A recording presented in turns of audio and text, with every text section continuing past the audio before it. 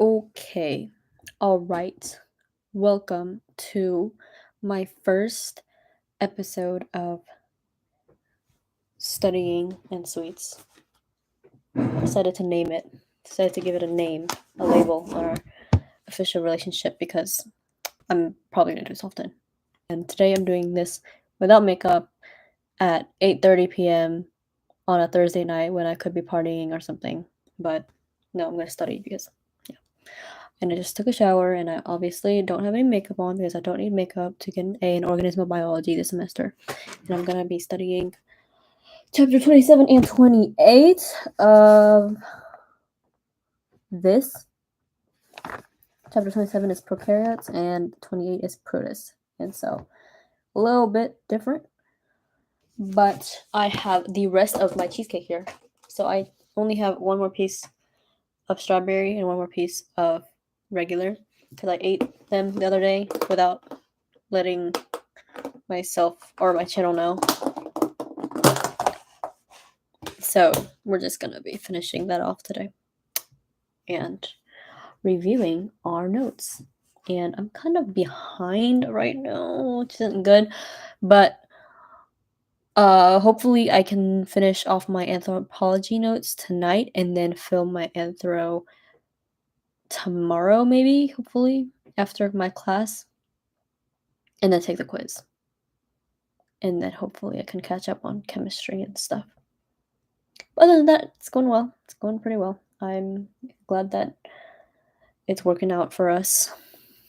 And I've gotten 100s up to this point. But yeah. I love cheesecake. Cheesecake is my life.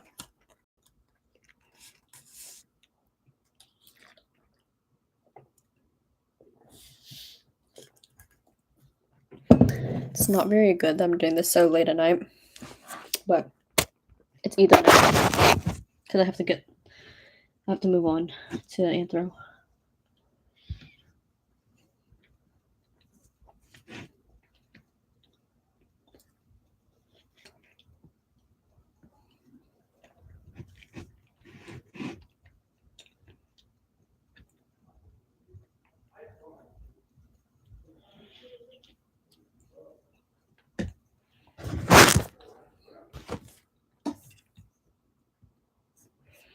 I was hoping that I could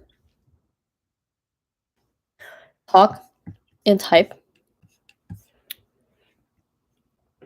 Or not talk and type, talk and eat, but it seems like I'm gonna have to eat first and then talk about my stuff because I can't pay attention with this food right next to me.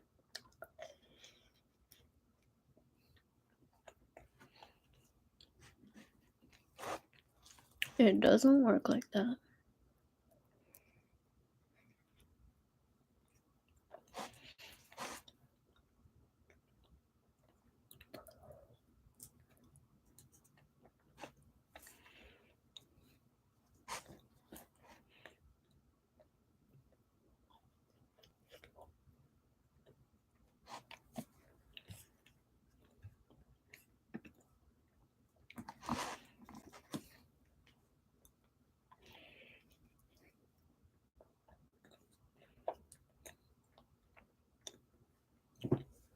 I'm a happy person. Went on a hike today. So tired after.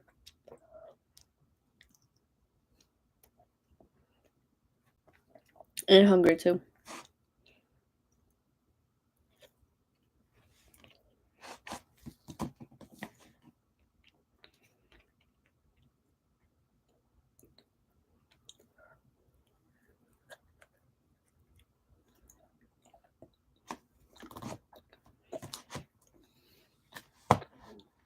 Don't worry, I'm almost finished. I'm not gonna keep this on for long.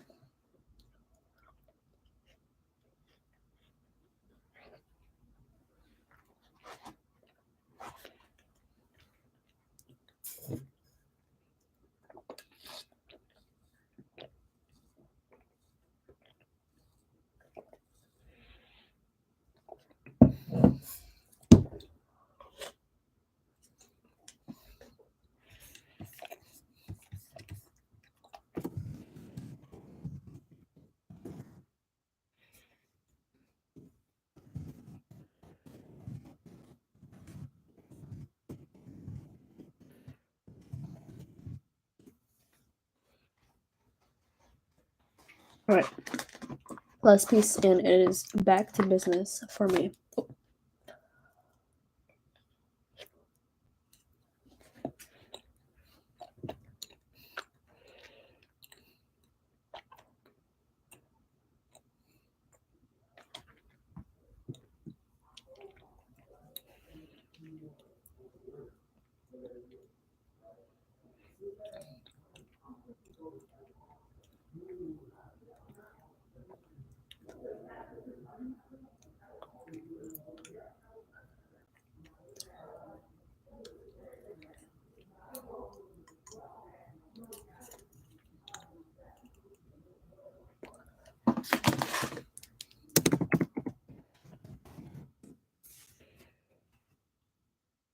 Okay, sorry.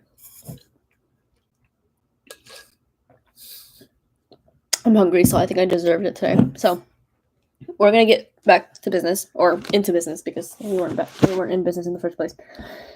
So, chapter 27, we're talking about Protus. Just kidding. I have just gotten an email, so give me a second.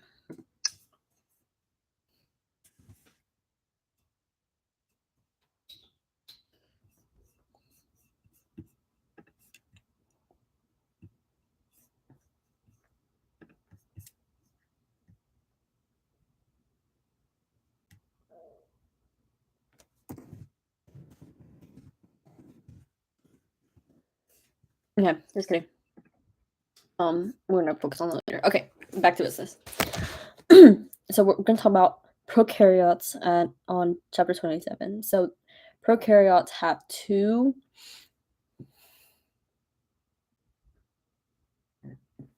Excuse me. Hope you didn't hear that. They have two kingdoms. So we have archaea and bacteria, right? So those are the prokaryotes, and then the eukarya is the third kingdom, but we're not going to talk about that because those are eukaryotes, not prokaryotes. So first, we're going to talk about prokaryotes. So what about their structural features? They are unicellular, so they only have one cell, and they make up domains, bacteria and archaea, like I mentioned before, and they've adapted to a wide array of habitats, smaller and less complex than eukaryotic cells and the most abundant organisms on Earth. So how I remember it is they're more abundant, they're more diverse than the eukaryotes, but their cellular makeup is definitely way more simple because there's way more organelles and membrane-bound organelles and nucleus in the eukaryotic cell, but not a prokaryotic cell. It's much more simpler, but they're way more diverse. Common shapes of prokaryotes would be spherical. So the word for that would be like cocci, I think. The singular of that is coccus. And then there's rod-shaped, so bacilli, singular bacillus, or spiral, and those are called spirochetes. So there's spherical, rod-shaped, and spiral. Those are the three main shapes of prokaryotes. And more common we're gonna talk about common features in their cells. So they all have cell walls. So this helps them maintain their shape and protection, and also prevents bursting in a hypotonic environment. So if it's hypotonic, definitely like the cell's gonna burst. But in a prokaryotic cell, they have a cell wall. So it's not like a eukaryotic. Like for us, if it's a hypotonic solution, our cells would bust. But not for plants, or not for plants, not for prokaryotes because they have cell walls. A little fun fact, salt is a preservative because it creates a hypertonic environment for cells. And a hypertonic environment would definitely help preserve the cells because they won't burst and die and stuff. So most bacterial cell walls, they contain peptoglycan. You could just say PTG. It's interchangeable, but peptoglycan makes you sound way more smart and like like a bio expert. And so we're just gonna call it peptidoglycan. Basically, it's a polymer made of modified sugars cross-linked by short polypeptides. And this can be used to identify a gram-positive or negative bacteria. Let's talk about like archaea and bacteria. So the difference between archaea bacteria, archaeal cells, they don't have peptidoglycan. Their cells actually contain just like polysaccharides and proteins. Archaeal cells just have polysaccharides and proteins in their cells, but bacteria definitely have peptidoglycan to help identify their bacteria. So we're gonna talk about like PTG and staining. So this dude named Hans Christian Gram, he developed Gram staining. So that's why it's called Gram. And basically what Gram staining is, it stains the peptidoglycan in all of the bacteria cells. And so this is how you're able to differentiate between gram positive and gram negative bacteria, because peptidoglycan stains purple when it is stained using the gram staining test. So the difference between positive and negative bacteria, so the gram positive bacteria are purple stained. They're going to be purple. That's because they have a very, very, very thick layer of peptidoglycan and less structurally complex than gram negative bacteria. So gram negative bacteria, they stain pink because they only have like one layer of peptidoglycan, and they're more structurally complex because they have like multiple layers like outside the cell. And so it's just going to have like one layer, so it's going to stain like a little bit pink. So easy way to remember it is gram positive bacteria has like a huge thick layer. So of course there's going to be more PTG, there's going to be more purple. But gram negative bacteria is definitely just going to have like one layer, and so it's not going to stain as purple as the gram positive bacteria. Okay, I'm going to move on because gram bacteria is kind of annoying and I don't like it. So more unique features of bacterial cells other than PTG. So they have capsules, which are like dense, well-defined layers of polysaccharides or proteins that surround the cell wall, and is sticky. So this serves in protecting the cell and adhering to surfaces. It's not in all bacterial cells, but it's often in bacterial cells. They also have endospores. So endospores are pretty cool. They're kind of like a little baby. They're thick-coated, resistant cells within the bacterial cell and resist harsh conditions. So, like, think of the bacterial cell, and then there's like a cell inside of the cell. So that's an endospore because it's inside of the bacteria. Another thing, flagella, it allows for taxis. Taxis is a different word or a different way to say directed movement. Hold on, I'm going to the second page. We got like two. Oh, I am just kidding. 1, 2, 3. About 4 pages left, so this might be a long one. So this is directed movement toward or away from stimulus. Again, I said flagella. And then motility, which is movement. So flagella definitely help bacteria move around. So something about prokaryotic reproduction as opposed to eukaryotic reproduction. Prokaryotic reproduction is asexual. So yeah, it's asexual. So an example of this is Escherichia coli. E. coli, basically, divides every 20 minutes via binary fission. That's crazy because, like, if I got pregnant, I would give birth like in like a whole bunch of months, not like 20 minutes. That'd be crazy. I'd have like 20 million babies by the time I'm dead. But this actually, the asexual reproduction, it allows for faster division, and this means like more mutations per generation. So usually when you think of like genetic biodiversity, you think of like sexual reproduction because you're with a different mate, and so the genes mix, and then there's mutations, and the offspring end up different, and then the offspring have offspring that are different. And so like yeah, that's just common sense at that point. But the thing with asexual reproduction is it happens so fast to the point where there's so many mutations that like it actually allows for a lot of genetic diversity because it's just so fast and just mutated over and over again. That's pretty cool. So there's this thing called horizontal gene transfer. There's 3 parts or 3 ways of doing that. So it's a form of genetic recombination of DNA. There's 3 types of horizontal gene transfer. So the first one is transformation. So this is very simple, very straight to the point. It's DNA just snatched up from the external environment. So imagine bacteria, right, wants to reproduce. There's DNA outside somewhere. It just takes up the DNA from outside and just eats it up. Like it just takes the DNA from outside. That's easy. That's called transformation. Okay.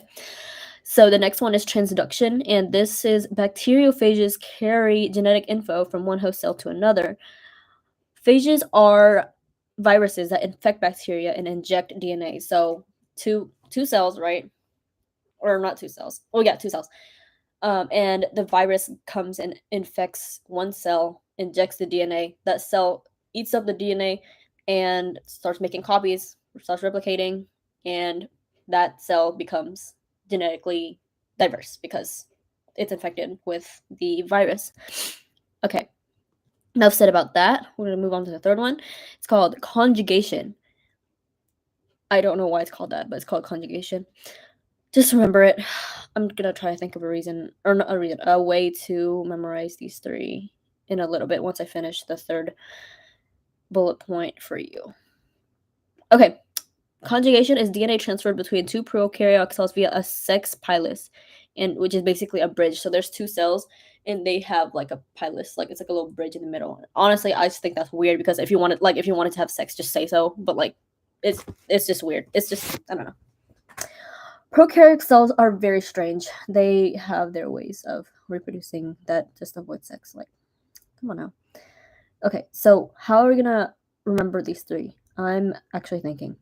So I guess transformation is the most simple word of these 3. So you just kind of think of it as like the simplest way you can get DNA, which is just taking it from the external environment. Just remember it like that. Transduction. Let me search up what that actually means. Like if there's a different meaning than the biological meaning. Wait a second.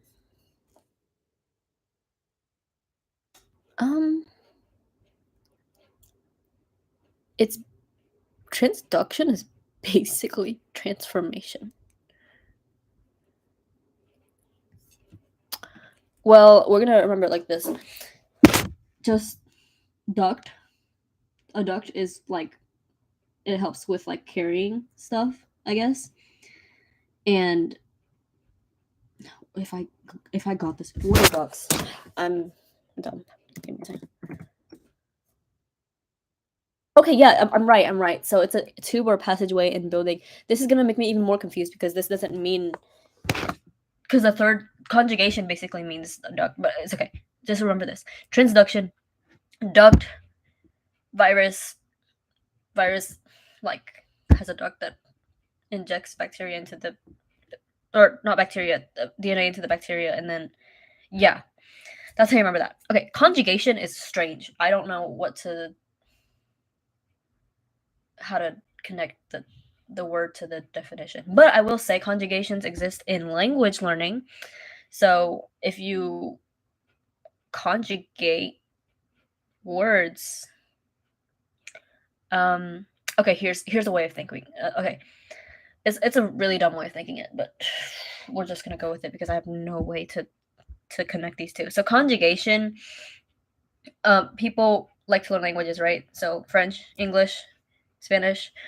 Every language has conjugations for verbs and stuff.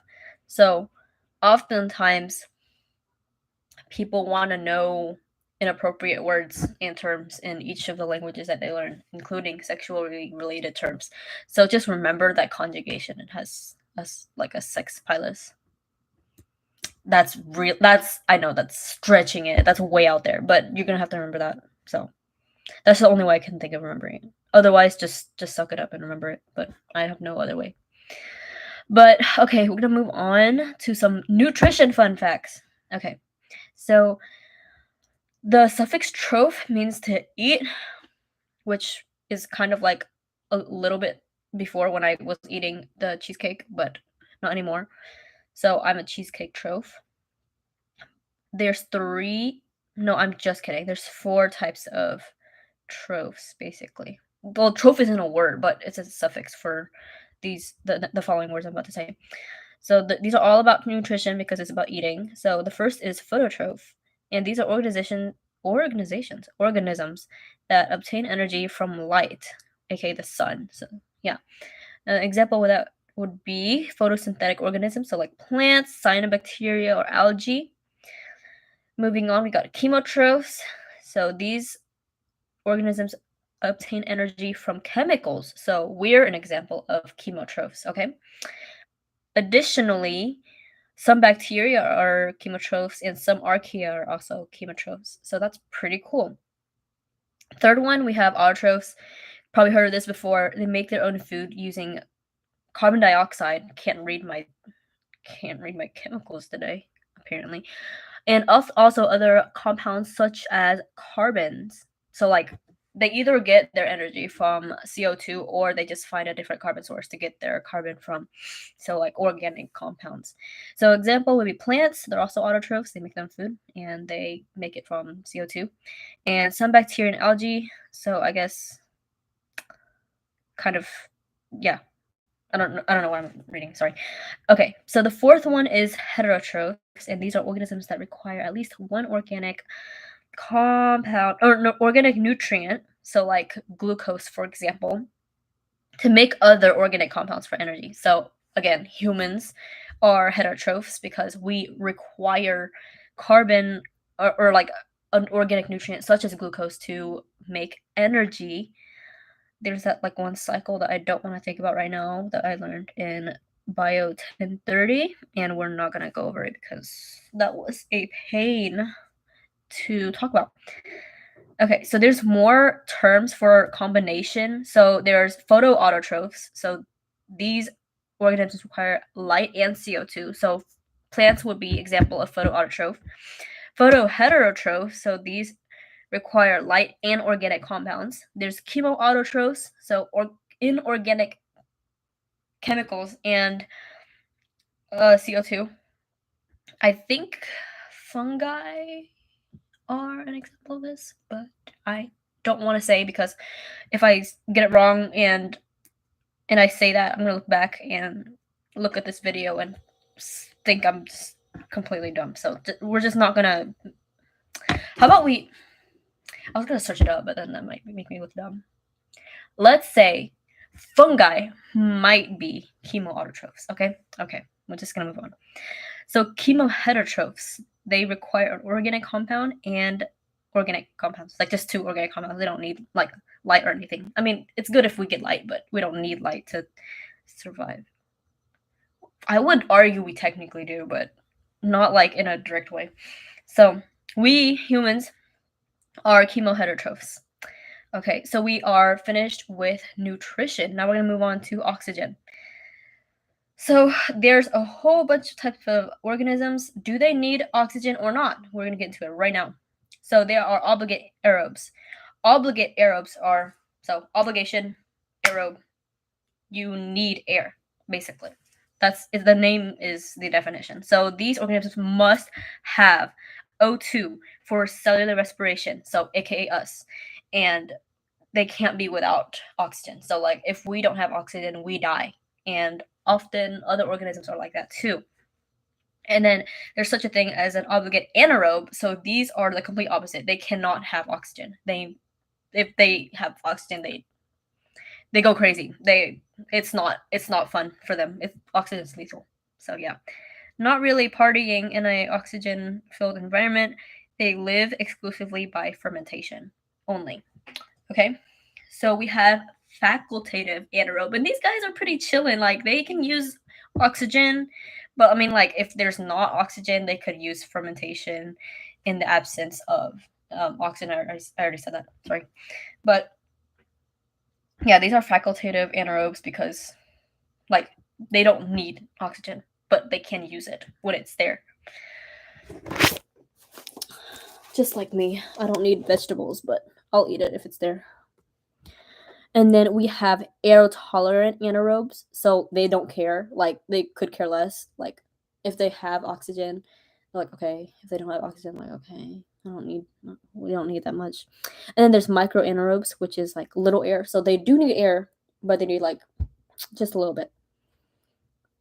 Okay, I think we are finished. Oh, I have examples of these types of organisms. So we have Mycobacterium tuberculosis, which is the bacteria that causes tuberculosis. And then there's Pseudoneum aeruginosa. I'm not sure if I'm pronouncing that right, but we don't care because we don't need to be able to pronounce it right. We just need to know that these two are obligate anaerobes, okay? And yeah, they need air. So the Clostridium species, so Clostridium difficile, Clostridium botulinum, these are obligate anaerobes. They do not need any air. Okay, so we have E. coli and we have Staphylococcus aureus, and these are facilitative anaerobes. So just some examples of bacterium that, need air, don't need air, or could do either or. Okay. So we're talking about now focusing on one domain. So we're talking about the kingdom of I'm talking about kingdoms, not am I talking about No, I'm talking about kingdoms. Sorry. We're going to talk about the kingdom of bacteria of the prokaryotes. So right now we're talking about bacteria. Yeah. These are the most diverse domain. It's the most whoa, you could chill out. It's the most diverse domain. There's about 80 phyla, which is crazy because we know we don't know way more about bacteria than we actually do know. I saw this one pie chart in class, and it was like, well, of course it's gonna be circular, but it's like this, right? And then there's this tiny little triangle that represents what we do know, and the rest of it was what we don't know, which is crazy because what if there's so much bacteria that I don't know that's right here that I'm accidentally ingesting all the cheesecake? That's crazy. I don't know. I could be sick tomorrow. We'll find out. So we have 3 types of bacteria we're going to get into. There's way more, but we're just going to get into 3 this time around. I think that's what my professor said. She said we're just going to focus on 3 right now. We might focus on more after this quiz. So stay tuned. But for now, we're just going to talk about proteobacteria, spirochetes, and gram-positive bacteria. These 3 are the main bacteria that we will be focusing on today. So we have proteobacteria, which we have 2 examples. We have Thyromargarita namibiensis. Sorry, I cannot pronounce anything. So these bacteria are actually the biggest bacteria. They can be seen with the naked eye, and they're found in Namibia. So how you remember that? It's Thyromargarita namibiensis, and you remember it by, it's margarita. It has the word margarita in it, which is crazy. If it has the word margarita, you know it's big. Yeah. And then the second name is Namibiensis, is where it's found. And that's pretty cool that you can actually see this bacteria with the naked eye. I don't want to see it though. The next proteobacteria that we're talking about is Heliobacter pylori. And what's so cool about this bacteria is it causes stomach ulcers. Isn't that's so cool? We love that. We love stomach ulcers. And you know who else loves stomach ulcers? This guy named Barry Marshall. He actually drank this bacteria to prove that it causes stomach ulcers. That's crazy. I wouldn't do that, but he actually did it and he got stomach ulcers. So he proved his point, but at what cost? Well, I would say it kind of is worth it because he won a Nobel Prize for it, but I wouldn't do it. I'd rather win a Nobel Prize for being cool, doing something cool, instead of getting stomach ulcers from a bacteria that I discovered that causes stomach ulcers. But you do you, to each their own. If he wants to get stomach ulcers and win a Nobel Prize, that's on him. I'm not judging. So we'll move on to the next group of bacteria. These are spirochetes, and yes, they are shaped like spirals because the name is it's in the name. Yeah. It's been 30 minutes and I'm not even on I'm on the 3rd page, so I guess I'm doing a bit faster than I usually do. Okay, so we have Trypanema pallidum. These cause syphilis, which is so cool. Yeah. I think they look like noodles, like ramen noodles, but they're not ramen noodles. They cause syphilis, so that's not fun. The next spirochete is Borrelia burgdorferi, and these cause Lyme disease. Oh my gosh, these bacteria are so fun. They cause so many things that I don't want, but they're cool. So they don't actually cause, well, like, they're carried by ticks, which causes Lyme disease. But yeah, we have like a syphilis bacteria and we have a Lyme disease bacteria. That's so cool. That's so fun. Wouldn't want to come across them, but I'm coming across them in study, which is the point. Which, yeah, I mean, just like I like drugs, but I won't take them. I think I like studying them. So yeah, don't come for me. We have gram positive bacteria next. So we got 3 types of gram positive bacteria. So we have the Streptomyces species. So yes, they like, I don't know how to describe it. You know what I mean though. You know what I mean though. But these are found in soil. They're found ubiquitously in soil. What does that mean? What does that word mean? It means found everywhere in the soil. That is a very big word. I'm not going to use it again because I can't read it. Ubiquitously. Oh, I just did. Anyways, they're found in soil, and these are actually so cool. They're used to develop antibiotics. Like, they're everywhere in the soil, but you use them to derive antibiotics from. So if you have ever if you've ever taken a pill or taken any antibiotics, you've been eating soil. How do you feel about that? Yeah, exactly. Anyways, next we have Bacillus anthracis. And yes, it sounds like anthrax, and yes, it is anthrax. Um, Actually, Bacillus anthracis, it has an endospore, or no, endospore, sorry. And what does that mean? It, again, like I just said a few minutes ago, it's a bacteria, and it has like a little like cell inside of it. And yeah, those little endospores right there, they are used to develop anthrax, and you can mail them off to whoever you don't like, or you want them to die or just disappear off the face of the earth. You can do that. You can send them endospores from this bacteria, and you could also get arrested. But I'm just saying, like, if you ever wanted to hurt somebody, you could definitely like do that. So we have the third type of gram-positive bacteria. Oh, by the way, let me give you a little refresher. Gram-positive bacteria, they stain purple, and they have a really thick. Watch me forget all of this. Like, I already forgot the name of the peptidoglycan. Sorry. See, I already forgot the name. That's not a good thing. Peptidoglycan. They have a big peptidoglycan layer, and they're not very complex. So yeah, just a little refresher. Okay, the third type is Streptococcus pyogenes, and yes, it is strep throat. It causes strep throat, and also necrotizing fasciitis, which is like your flesh. It's like your flesh goes away. You just search up a picture for sure. Like, if you're bored, search up a picture, Nini. When you come back to this lecture, once you have the balls to search it up, you can search it up and look at what it causes, and then you can freak out, and then I don't know what you can do from there. Sorry, just for now, you don't have to search it up. Okay, so archaea. Oh yeah, we're moving on to the next kingdom. So we just finished bacteria. Now we're gonna move on to archaea, because these are pretty cool. They can survive a whole bunch of extreme environments. I'll get into that in a bit. Give me a second. So again, a little refresher. They don't have any peptidoglycan. They only have polysaccharide or proteins, and they can grow or thrive in a wide range of environmental conditions. So these are called extremophiles. Wow, such a creative name, because they can survive in extreme environments, and phile means like. So they like extreme environments. That's so crazy. I couldn't have imagined. So example of this was halophiles. So these love salt. They are in love with salt. You know, I thought I saw a halophile. Oh yeah, I skipped that.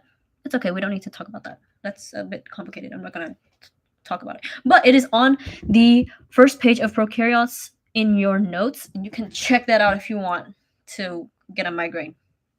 But right now we're gonna talk about the important stuff. So halophiles are organisms that like salty environments. Okay? And then we have thermophiles, which love hot temperatures. We have psychrophiles, which is weird, and they like cold environments. And I think cold people who like cold environments are psychopaths. I like cold environments, but we're just gonna not talk about that. I could be a psychopath, but I'm saying that's how you remember psychrophiles is they like cold environments. I'm just trying to have a mechanism of remembering because I have to remember a whole bunch of stuff. Okay, and then we have mesophiles, which they like in the middle. They like kind of like warm-ish or like cool temperatures. And these are not extremophiles, but I'm just letting you know that like it's not just thermophiles and psychrophiles. There can be mesophiles. Like mesophiles aren't extremists, but they could be in the middle. Just saying like there's a spectrum, you know. You don't need to be like one or the other. Okay. We are almost done. Give me a second. Well, I wouldn't say that. I would say we're almost done with the prokaryotes. Is what I'm gonna say. Okay, so we're gonna talk about a little bit of relationships. I'm not good at them, but maybe you are. Maybe you will be one day. But we're gonna talk about some really nice biological relationships, and you probably learned about this already in elementary, middle, high school bio. But we're gonna teach you over again because relationships are complicated. So, symbiosis. What is symbiosis? It is an ecological relationship with two species that live together with direct, intimate contact. So that's symbiosis. Basically, symbiosis is you and I are living together. Okay. Now, do you like living with me? Do I like living with you? That's the question for what I'm about to discuss next. Okay. So before we get into that, we're gonna discuss two terms that relate to symbiosis. There's a symbiont, which is basically the smaller participant of the symbiosis, and it lives in or on the other organism. And the other organism is the host, and it's the larger participant in a symbiotic relationship. So smaller one is symbiont, larger one is the host. Okay? So we got two people who live together. Are they good for each other? Do they like each other? Are they nice? Do they like each other? And if the answer is yes, it's called mutualism. And the definition is in the name. It's mutual. So mutualism is basically when both parties benefit and they like each other. So example of this would be plants and pollinators. Bees, plants, bees get a little snacky snack, and the pollinators or like the bees help the plants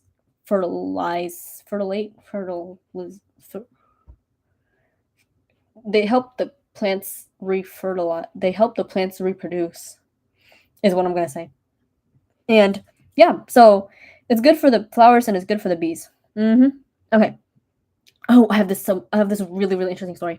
So there's this type of bacteria. I don't know what it's called, but I'm not gonna get into the name because even if I find if I searched it up the name, I wouldn't be able to pronounce it anyway. So we're just gonna talk I'm just gonna say bacteria, okay? And then there's also this Hawaiian squid, okay? I hate squid. I hate eating them, but I like discussing this because it's kind of cool. So the bacteria live inside the squid, which is kind of creepy, but there's bacteria in me, so we're not gonna judge. But the crazy thing about this Hawaiian squid is it glows in the dark. And the reason why it glows in the dark is because the bacteria live inside of it and they glow in the dark, which is pretty cool. But how does this even benefit the Hawaiian squid other than it being pretty and sexy? So basically this glow kind of it kind of mimics the moonlight, and it scares away the predators that kind of live on the bottom of the seafloor.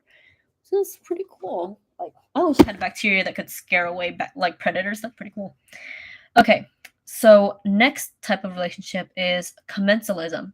So this is when one party benefits and the other kind of is vibing. It's chilling and doesn't care. So the other party's not harmed or benefited.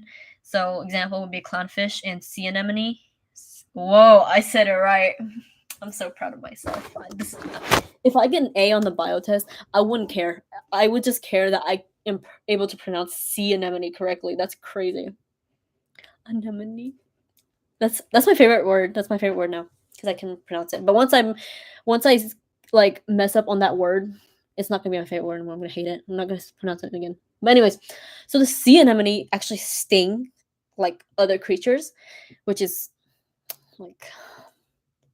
I mean, you go, girl, but they don't sting clownfish, which means the clownfish can live inside the sea anemone. And that really benefits the clownfish because they get like a house and a protective house. But the sea anemone kind of don't like they don't care. Like they're just like, okay, you can live in my house, I guess.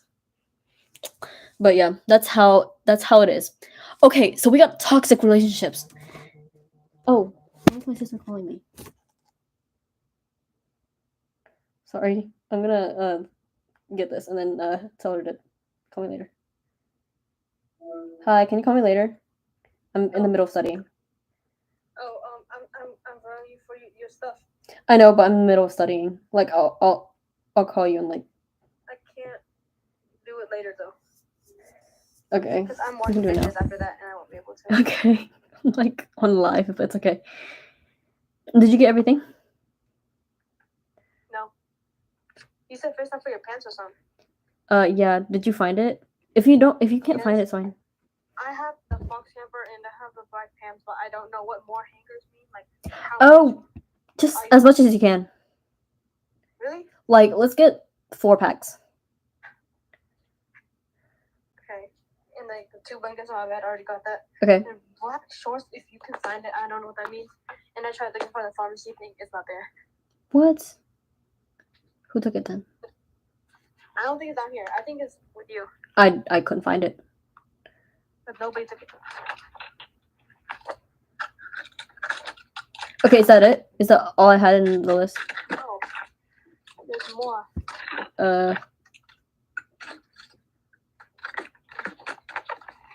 Where do you want the black pants? Where is it? I don't know. It should be in the, I don't know, the laundry. But if you don't find it, it's fine. I have to study, so like. Okay, let's just get this. There's pharmacy sweatshirt. I don't know what that is. What is my jean shorts FT? Oh, look in the hamper. Okay, go out to the outside. Go outside. Right there. No. Turn around. Okay, flip the camera around. I don't need it to be looking at your face. Turn around. Oh, it's not. Oh. Bro, how do you flip it around? Okay, just flip your phone around. Okay, raise the phone up a bit. Okay, go to the left. Left more. Look down. Okay, go up.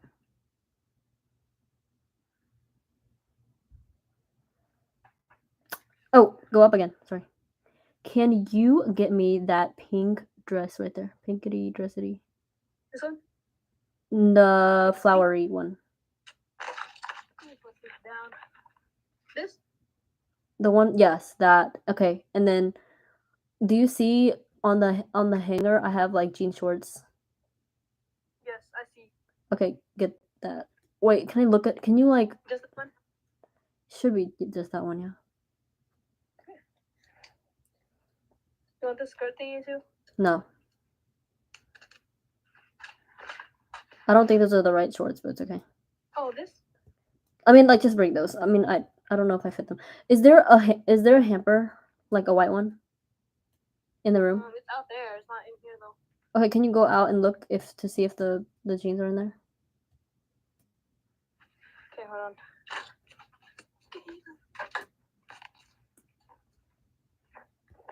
Is it like a jacket or? It's pants, like shorts. Oh, sure. If you can find my black shorts, I need my black shorts. I don't know where they are. What does it look like? It's black. Okay, but anyways, no, there's no brand in any. Okay, so did you find the jean shorts or no? No. Okay, that's fine. Yeah, I don't know what it is. Okay, that's fine. Okay, is there anything else that I put? Cherry blossom gold plate. It should be in my boxes, but if you don't find it, it's fine. Okay. Okay, so that's it. You don't need anything else? I mean, outside, I don't know what color you're wearing. Just bring me a random one. Oh, we're not wearing outside. Oh, you're not? I'm just wearing a dress. Oh, can you go in my closet? Give me a second. Can you go in my closet? Look at all the dresses I have, and then let me see if I can bring one. Okay, I don't remember. So you're saying my pharmacy sweatshirt isn't there, right? I don't see it, bro. Okay. Well, no. Chill. Let me look at the dresses. Not the outside, but the dresses. Can you like show me one by one each of the dresses? Okay, so not those two. The first two, throw them to the side. Not throw them to the side, but you know what I mean. There's this floral one. I want that I one. kind of like this. I want It's that like one. the blue one, you know. Yeah, I want that one. Wait, Oh, give me that one.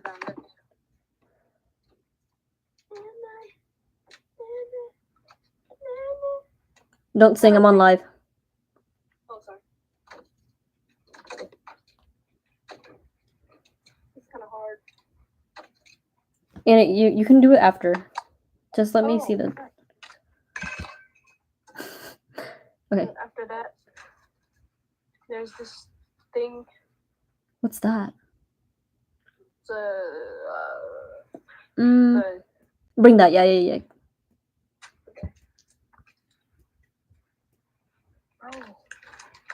Oh. Okay, Anna, you don't have to take it off. Is it okay if I don't bring the hanger? Yeah. Okay, so Anna, if I tell you to get it, don't take it off. Just like put a mental note and then give me the next dress. Cause I'm pressed for time. I have to sleep. Okay. Not that one. Wait, bring that one. Yeah. Sorry. Okay. Next. Not that one. No. We're only gonna be there for like 3 days there. Well, this one's for my closet, not for wearing. Okay. Next. No. What's your confirmation one? Yeah, I don't want to wear it too much. I like it though. No. That's mom's. I mean, it's mine, but. You might want to bring this, bro. Yeah, bring that one. I forgot that one. If you find my pharmacy sweatshirt, please give it to me because I don't know where. I need it. I don't know where. Do any of these outsides or not? Don't bring them to me unless you're wearing outside. I'm not. Okay. Okay, I should be fine then.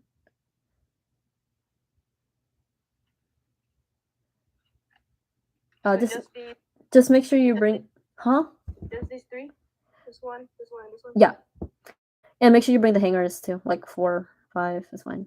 I got you, sister. And if you can find my black shorts, please. But I don't know. I'm pretty sure the Auburn sweatshirt is not here. Because I've been searching. Okay, is there anything else you want to say? I have to get back to. No. Okay. Can you be in a rush? I mean, I'm on YouTube right now, like live. What the YouTube live? That's why I want to call you later. I'm like doing a study session. Bye. Okay, bye. All right, I don't know where I was at. Okay, we're on toxic relationships. Okay, so we're talking about parasitism. So one party benefits and the other is harmed. So usually the party that benefits is the parasite, and then the one that is harmed is the host. So, for example, lice, humans. Of course, humans are the ones that are harmed. We got tapeworms in humans. We got fleas in dogs. We have Ophiocordyceps and ants. Oh, this one's also an interesting, juicy story that I can tell you.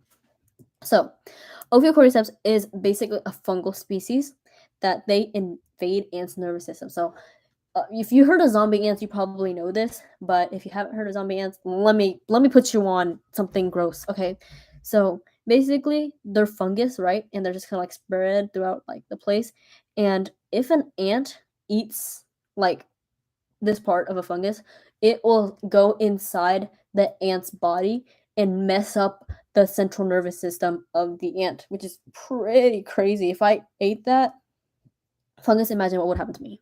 I'd probably not be a sane person. But this is what happens to the ant. So the ant will crawl up any type of like tall vegetation, right? Like just pretend there's like a stick. The ant will literally eat the fungus, right? And then crawl up right here, like to the top of the vegetation, and it'll take a little bite. It'll take a little bite of the vegetation, and it's just gonna die, right? It just dies, cease to exist. Well, not cease to exist, just cease to have life, but it dies. But guess what? That's not the end. The fungal species will literally grow out of the dead ant. So not technically it's not a zombie ant, but technically kind of is a zombie ant. So it's like a dead zombie ant, you know? But like imagine you die and like a tree just like pops out of you. That's that's pretty freaky. I don't know how to do. I don't know what else. Zombie ants for you guys. Zombie ants. Okay, so we're done with the archaea and the bacteria. So we're done with the prokaryotes. We're moving on to some eukaryotes, right? The eukaryotes are a kingdom, but what about the domains? So we have animals, we have protists, we have plants, and we have fungi. Yeah, fungi, right? Am I right? Am I wrong? I should be right. No, I hope I'm right. Anyways, wait until I find out that fungi are protists. You know, sometimes I feel like I should know.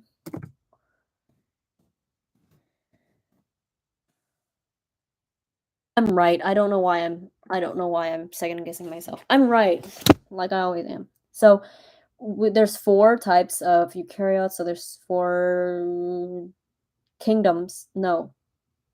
Yeah, there's 4 kingdoms in the eukaryotic domain. Yeah.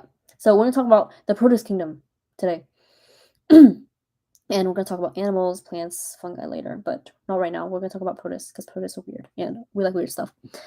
So, what are some of the eukaryotes' distinct features? They have a true membrane-bound nucleus as well as membrane-bound organelles, and they also have sexual life cycles. So, mitosis and meiosis, as compared to prokaryotes that don't have that, they produce asexually. You know, like with the weird sex pilot stuff and stuff like that. And then they have linear chromosomes, and prokaryotes actually have circular chromosomes, but eukaryotes have linear, and they have cytoskeleton and so much more features that distinguish them from prokaryotes. So we got Professor Choi's Queen notes. She provided these notes in her slides, and it was from when she took the class. So we're gonna copy them. And so I did copy them in class. So the first point we're going to make is sexual. Wow, I can't write. Look at my handwriting today. Tell me you can read that. Not me. Not today. What did I even write? Oh, okay, because I wrote sexual reprod, but I was like, what is reload? Like sexual reloading? What does that mean? Anyways, sexual reproduction is common amongst all eukaryotes. So all eukaryotes sexually reproduce in some form or fashion. And some terms to keep in mind, haploid is just I can't speak English. Is it? I was gonna say denounced. I feel like that's the wrong word. Let's try not to be too fancy and just say it's labeled as N. And this basically means half of the potential chromosomes. And diploid is double, so 2N. It's denoted. What did I say? I said denounced. It's denoted. Okay, yeah. That's the right word. Ooh, English. Oof.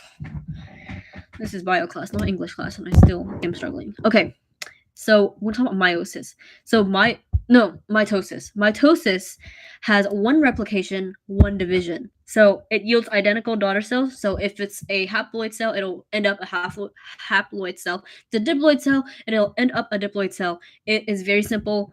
That's why mitosis for you. Meiosis is a little bit different. So there's 1 replication and 2 divisions. So it yields a variety of haploid daughter cells. So that's a little bit complicated, but it's not too complicated until you get into the little life cycle. So you better be thankful that you're studying just mitosis and meiosis right now, because in a little bit I'll get into it a little bit more. Okay, so gametes are haploid reproductive cells produced by mitosis or meiosis, so they can be produced by any of that. So animals form gametes, so like they're either sperm or egg, and they form those via meiosis. So these are from animals. But fungi and other types of organisms, other eukarya, can form gametes via mitosis.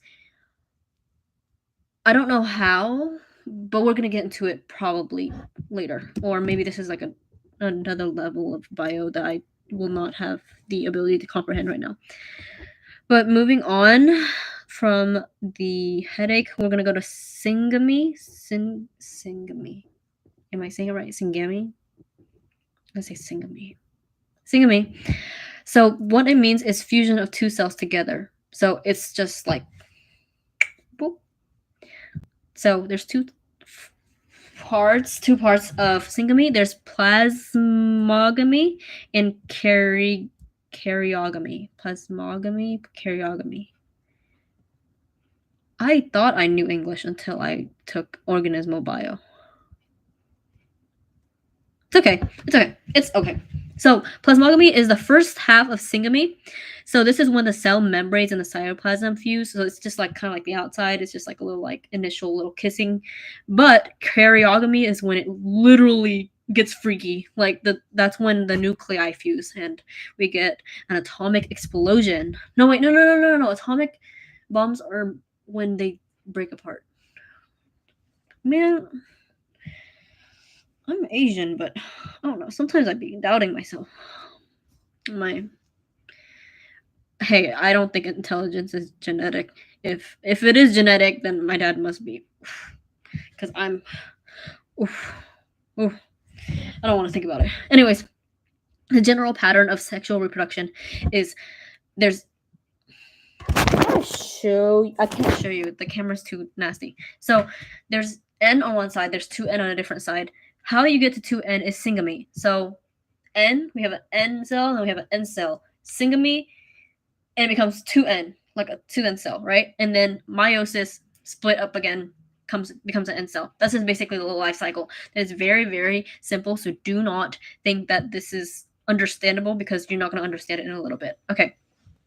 So zygote is always a product of syngamy. So, like a zygote is like when an egg is like fertilized. So it's always a product of syngamy. So it means like an N cell and an N cell. It sounds like I'm talking about incels, but I'm talking about N cells, like N cells. We're not going to talk about incels today. Incels are for a different conversation. So they become 2N, and that's a zygote because it is a fertilized egg or something else is fertilized. Okay, so spores are designed for dormancy and dispersal. So spores, again, for like bacteria and stuff, they are designed for just like vibing there, like they stay there, they don't like go anywhere. And they're also for dispersal, so like just kind of like going everywhere, like just to share info and disturb other cells. These can be N or 2N, and they never become gametes ever. I wish I knew what that meant, but just remember they don't become gametes. Spores don't. Okay, the difference between sexual and asexual reproduction is meiosis yields change in a chromosome number. So like mitosis, just like mitosis, cell starts this way, cell ends that way, okay? But meiosis is a little bit different because, again, 1 replication, 2 divisions, and there's a whole variety of haploid daughter cells. So it'll all like end up N cells. So some organisms, they have both mitosis and meiosis. An example of this is me. I have mitosis and meiosis. Humans have mitosis and meiosis. But guess what? Organisms that have asexual reproduction only have mitosis. So it's just, there's no replication, 2 division. There's just replication, division. It's just like straight mitosis. So that's the difference between sexual and asexual reproduction, because sexual reproduction has mitosis and meiosis, and asexual reproduction only has mitosis. I am speaking way too fast. One day I'm going to speak faster than my brain can even comprehend and understand. Anyways, we're actually almost done. That's impressive. Okay, so this is actually the complicated part. I'm going to try my best to explain in a way that I remember and that I will ace the quiz tomorrow. But if I don't ace the quiz tomorrow, it's okay because this is complicated. I will need somebody to explain this to me. Usually I do well with live streaming and explaining it to myself. That's the best way for me to study. But sometimes I really do not be understanding what I'm talking about because I just kind of like yap and yap, and I can't stop talking to the point where it's like, am I even talking English? Like, should I speak in Vietnamese? Would I understand myself better if I just like literally shut up? Like, you know? But here we're gonna go through 3 types of meiosis and try our best at understanding it, and we'll be done. Promise. And I have no more cheesecake to eat, so I might as well just like, I don't know, do planks and go to sleep. Drink water. I'm gonna drink some water. I've been talking for like an hour. Dang, it really has been an hour.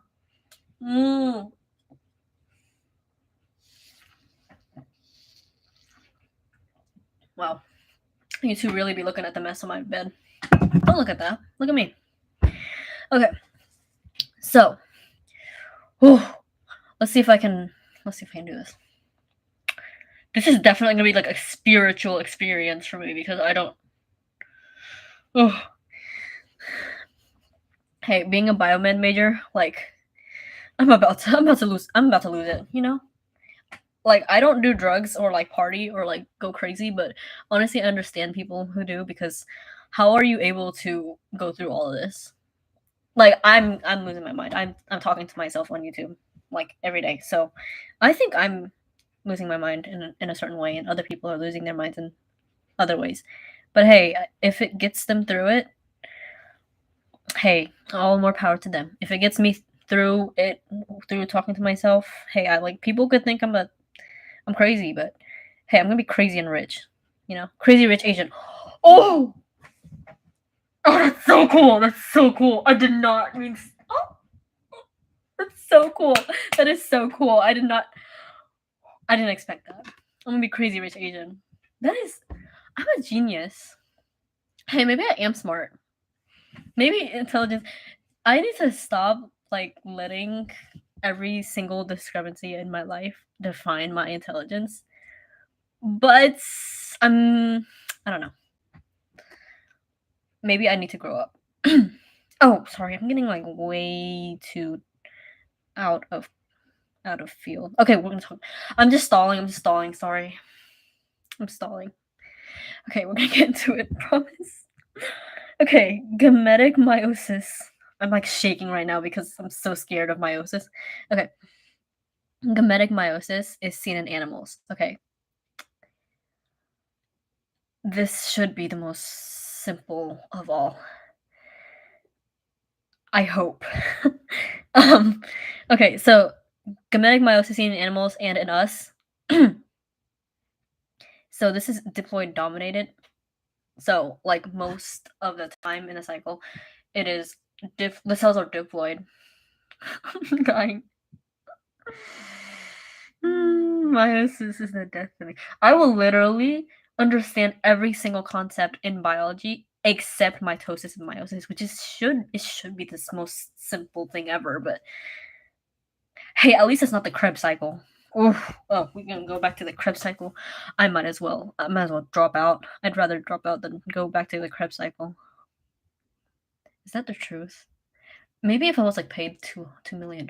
Get back.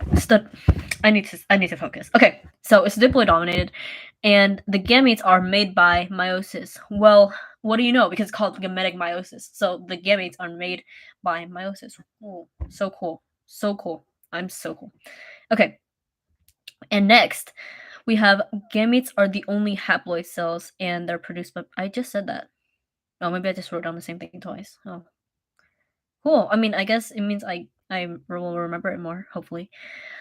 So the gametes are the only haploid cells, and they're produced by meiosis. What does this mean? So there are no haploid cells, but the gametes come together. What's it called? Syngamy. Oh, I'm so smart. Okay, so they come together, and then they are haploid, yeah, and they're produced by meiosis, which is the split. Okay, so they come together, and then they go through something. Like they go through meiosis, and then they come back and they're gametes again. I think. I hope. The second little oh, I'm losing my mind. It's like so late. Okay. The fusing of gametes,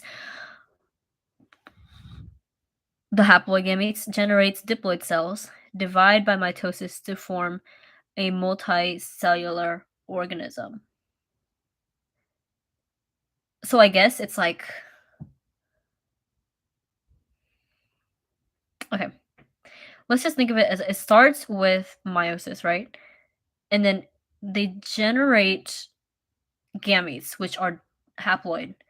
And then the haploid gametes fuse together through syngamy and become a zygote, which is the diploid cell. And the zygote divides by mitosis to form a multicellular organism which have gametes, or maybe it's mitosis and then meiosis and then it becomes gametes. I don't know. I'm not exactly sure, but maybe I'm right.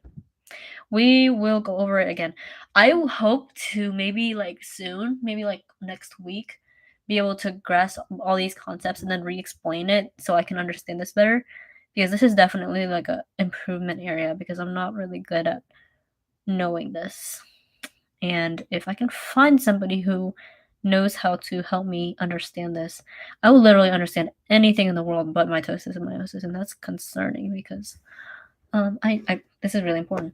Okay, we have zygotic meiosis. This is seen in fungi. So the first one, gametic meiosis, is seen in animals. Zygotic meiosis is seen in fungi, and it's haploid dominated. So the cells are usually haploid. So the zygote is the only diploid cell. There's only meiosis.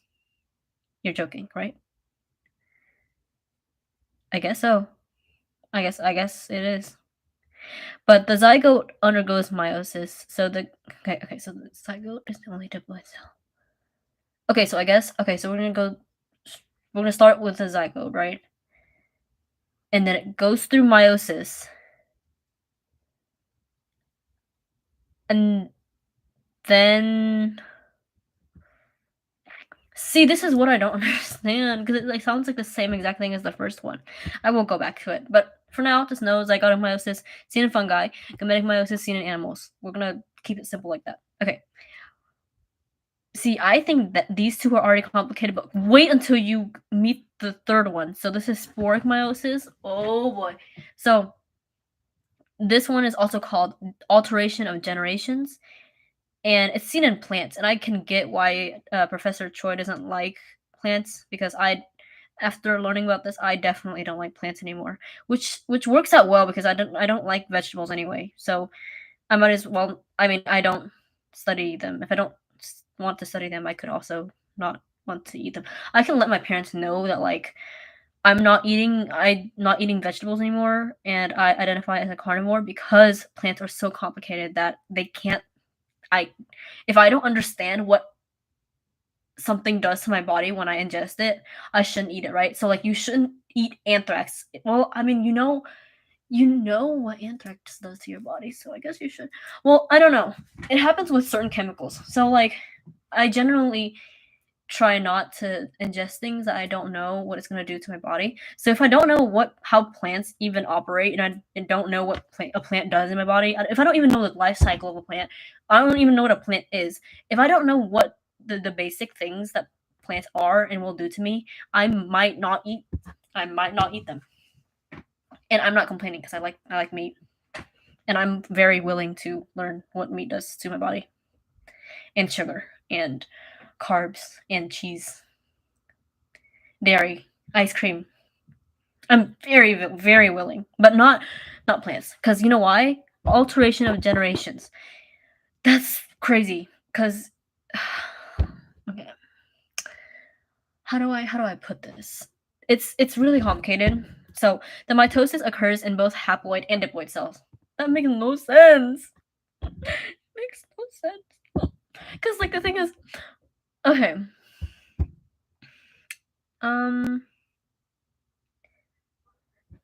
Okay, I think right here.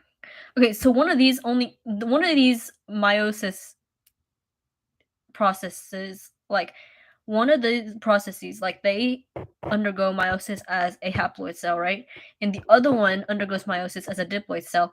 In sporic meiosis, it could happen in both. It could happen in a haploid or a diploid cell. And I'm like, how am I supposed to know which one is which? Like, how am I supposed to know when it happens in haploid or a diploid cell, or like both at the same time? That makes why are plants like this? You could just maybe this is why kids don't eat vegetables because it's just so complicated. Like if they were less complicated than this, we would eat our vegetables. But now I understand why. Like this is This is actually like angering me. Anyways, so the spores are produced by meiosis. I don't know why. Oh yeah. So there's spores, and they're produced by meiosis, and the haploid gametes. No, the haploid gametophytes and diploid sporophytes. There's okay. So the gametophytes are haploid, and the diploid sporophytes are diploid. That is a whole bunch of nonsensical English I don't understand. So these three types of meiosis, the gametic meiosis seen in animals, zygotic meiosis seen in fungi, and sporic meiosis seen in plants, these three are concepts that I do not understand a single thing about right now, but they are the last thing that I have in my notes. And everything else is pretty much fair game for the quiz, and I have no problem understanding all of this. It's like I understand 4 pages. Well, it's 2 pages, but I wrote front to back, so 5. So 5 full pages of notes I understand, and then like 3 concepts that are just so hard for me to grasp. Like maybe my brain isn't big enough for this, but I will have to research some videos and then I will make another one. But yeah, this is it for my Organismal Bio Quiz 2. And I went through prokaryotes, I went through eukaryotes, only the protists though. I went through the archaea and then the bacteria and then protists. So we have 3 kingdoms that we went over and then 2 domains, like 2.25 domains. And yeah, just review the meiosis processes. And tomorrow, I wish it would be today, but I have to finish my notes. Tomorrow I'll go back with the anthropology quiz 2 notes, and then hopefully I can come back super soon with the chemistry notes because I haven't done any video for chemistry. But yeah, I'm gonna end it here, and I hope you have a good night.